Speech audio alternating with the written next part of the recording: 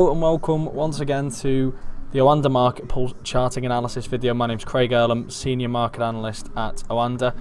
Today we'll start with a brief update on a few of the pairs and commodities we've been covering recently. WTI, we are seeing some consolidation in now over the past couple of days. We saw yesterday that we did see some buying pressure or potentially profit taking, which has the same net result. In WTI crude, we saw it rally up to these 31.50 levels, but then we saw it sell off after around 3:30 UK time. Now this came following those inventory numbers, which were showed a bigger draw than we were expecting, or compared to the expectations that were built on the previous day's API numbers. Now we can see on the 4-hour chart that this is a clear consolidation, or it appears to be clear consolidation. Even zooming in again on the 1-hour chart, it looks more so again like a pennant formation.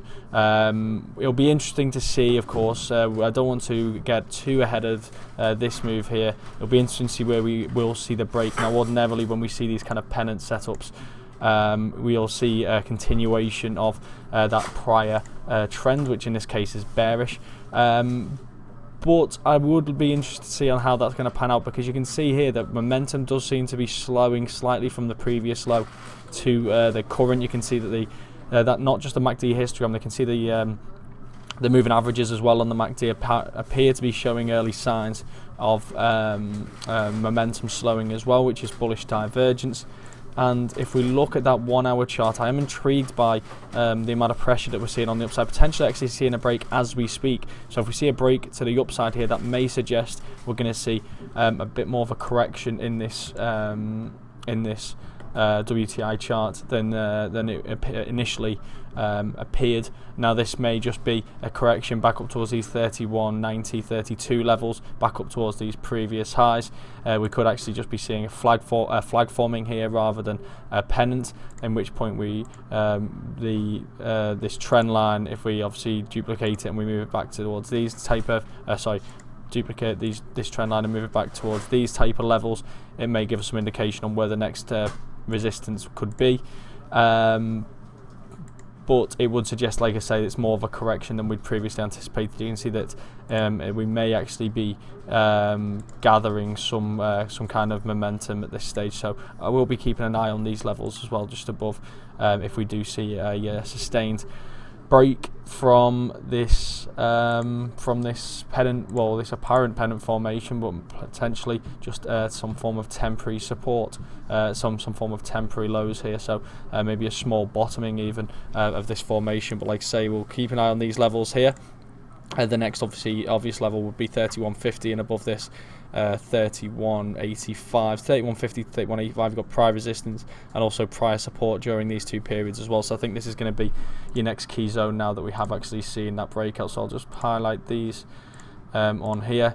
So this is your next region, interesting area here, given the number of support and resistance we've got at these levels, following the fact that we have potentially seen this breakout above 31 as we speak.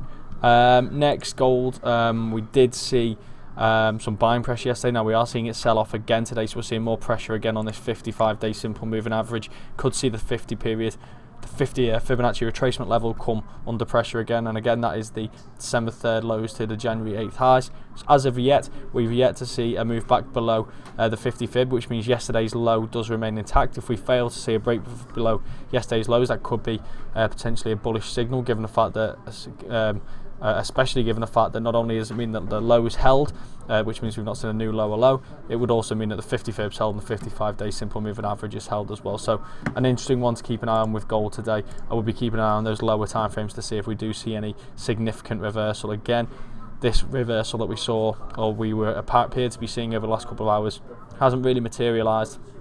We failed to see a break beyond these highs, but we also failed to see a break beyond the halfway point of this previous candle as well, and now we're seeing this come under pressure again. It looks as though we're going to see the last hour's candle low come under pressure again, which should bring sustained pressure back towards these 1080 levels. So another interesting chart to be keeping an eye on right now. Euro sterling, we did see another move higher over the last 24 hours. It has run into resistance around 76 cents to the pound. Now of course this is a notable level. I've just realised it's not one that we highlighted on previous videos, but prior support and resistance is therefore always a notable possible level of support and resistance going forward. We have reached these 76 levels today, and it has pulled back from there. Again, we'll look back at the lower time frame to see if this is looking like a bigger retracement, and right now that is looking like we are going to see a bigger retracement here, what looks like a potential head and shoulders pattern forming here, and this is a very aggressive bearish candle as well on the 1 hour chart. Again, moving back to the daily, we'll see right now that we did have the warning signs here with this bearish divergence as it was approaching these levels. These last two major highs have come on falling momentum, that's bearish divergence. We then seen the reversal setup at this prior resistance level. This looks like ending the day as a bearish candle as well, maybe a shooting star candle, again a bearish signal.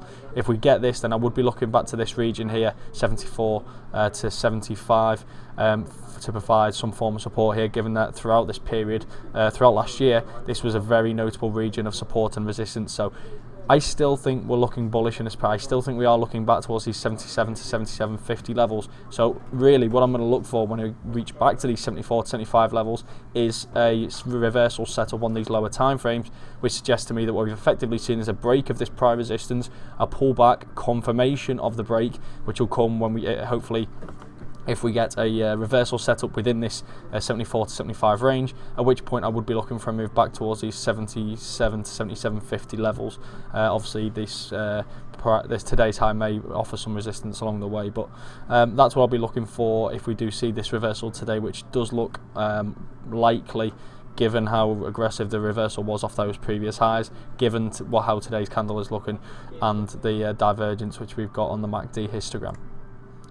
Next is dollar yen. Now, what I wanted to highlight on dollar yen is it looks like we've seen a bearish move here. We've not quite gained momentum yet to the downside, but we had this rising wedge formation here, and we did see a break below the rising wedge. We have seen that retested here earlier on in the day. We are seeing it move back to the downside, but you can see that the current candle is looking a little bullish. We do seem to be getting a little bit of action early on in the US session. It's going against what we had earlier on in the day. Again, if we look back to the lower time frame, you can see that the last hour seems to have been pretty important, because an hour ago this looks like these prior lows were around 117.25.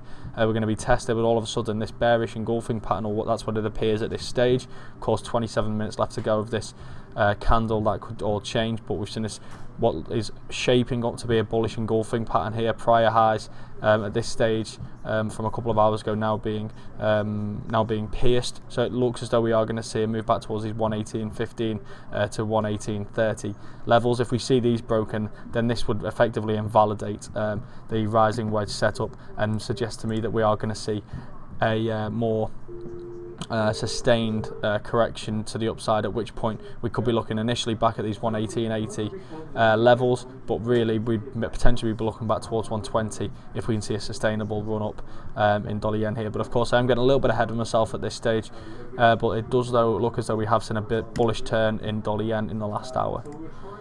Final chart I'm going to cover today is sterling against the Japanese yen. It's not one I've covered for a while. What I wanted to highlight here is this head and shoulders, of course, which we've highlighted a while back now. This is obviously the weekly chart. Now, it's not a perfect head and shoulders, and I completely understand that. But you can see we've got this shoulder set up here. Two shoulders on the left side, but this is the height, the tip of the shoulder, which I'm paying attention to. Then you've got the head. Of course, it didn't come back to all the way back to the neckline here, which again just highlights how imperfect it is. But the fact that this right shoulder did find resistance once again at the same area, the left shoulder, still for me makes this a potentially valid head and shoulders. So I will be keeping an eye again on the move from the neckline through to the conservative target, which is generally based on the size of the move from the shoulder to the neckline, projected once again. So that brings us back towards these 163.75 levels and coincides with prior support.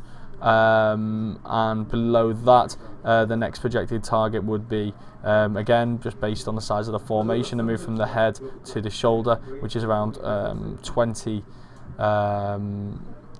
which is around 2,000 pips. So this would take us from the neckline back to around 155, which brings us back to this notable area of support and resistance during this period around 155 to 156, where we've also got the 233-week simple moving average also potentially coming into play. So some interesting moves appearing here in sterling yen. Notable support at this moment in time comes around these 167.70 to 168. Now this again is prior levels of support from back in March 2014 and again in October 2014.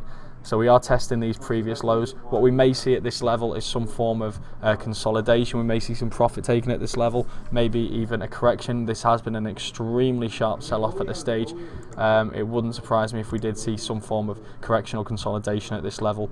But really, in the broader scheme of things, I do think we are going to see a move at least back towards these 163.75 levels. Based on the break of that head and shoulders formation, and potentially even as far back as 154. And if we're honest, well, for one, this is an extremely bearish weekly candle here.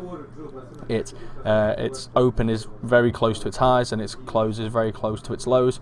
We have seen a bit of a retracement so far, but really that's not even taking us all the way back to the Marubozu line of that candle before we are seeing some more downward pressure. This looks very bearish to me at this stage, and I think the risk aversion which we've already experienced so far at the start of this year and could experience in the next few weeks again could be what drives us back towards this. Given of course that the yen does benefit in times of risk aversion.